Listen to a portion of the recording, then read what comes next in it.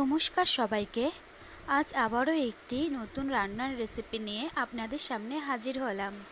আজ অন্যরকমভাবে সোয়াবিনের এই রেসিপিটি আমি রান্না করব। তো আসুন দেখে নেওয়া যাক সোয়াবিনের এই রেসিপিটি আমি কিভাবে রান্না করব।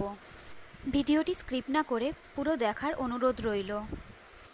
প্রথমেই আমি কিছুটা জল গরম করে বড়দানা সোয়াবিনগুলোকে এই জলের মধ্যে সেদ্ধ করে নেব, আর সামান্য একটু কিন্তু নুন দিয়ে সেদ্ধ করব।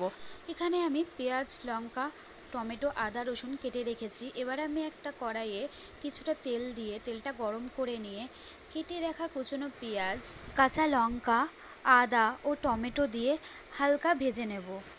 আমি এখানে অল্প পরিমাণে কালো নুন দিয়ে দেব। এবার পুরোটা আমি ভালো করে একটুখানি ভেজে নেব। এটা কিন্তু আমি লো টু মিডিয়ামে রেখে ভাজছি। 10 থেকে 12 মিনিট ভেজে নেওয়ার পরে গ্যাসের ফ্লেমটাকে অফ করে ঠান্ডা করে নিয়ে মিক্সিতে দিয়ে এর একটা পেস্ট বানিয়ে নেব।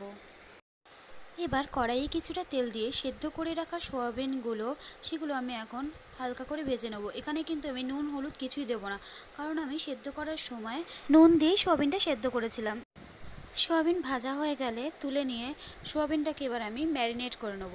প্রথমে দিয়ে দেব 2 চামচ ফাটিয়ে রাখা টক দই, হলুদ, কাশ্মীরি লঙ্কার গুঁড়ো, ধনে গুঁড়ো, জিরে গুঁড়ো, গোলমরিচের গুঁড়ো ও গরম মশলার গুঁড়ো।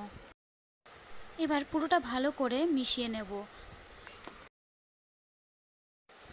আগে যে আমি রসুনগুলো ছাড়িয়ে রেখেছিলাম সেই রসুনটা একটু থেতো করে নিয়ে এই ম্যারিনেট করা সোয়াবিনের মধ্যে ভালো করে মিশিয়ে 20 মিনিটের মতো ম্যারিনেট করে রেখে দেব।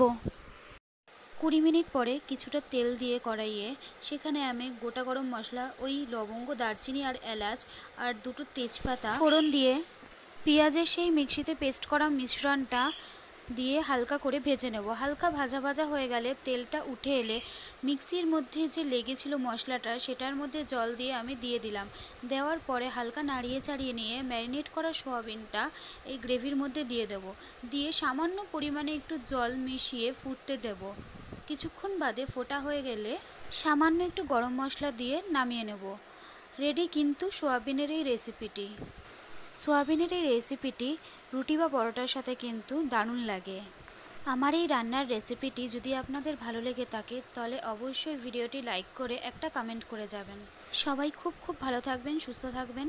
দেখা হবে আবারও একটি নতুন কোনো ভিডিওতে। ততক্ষণের জন্য টাটা, বাই বাই।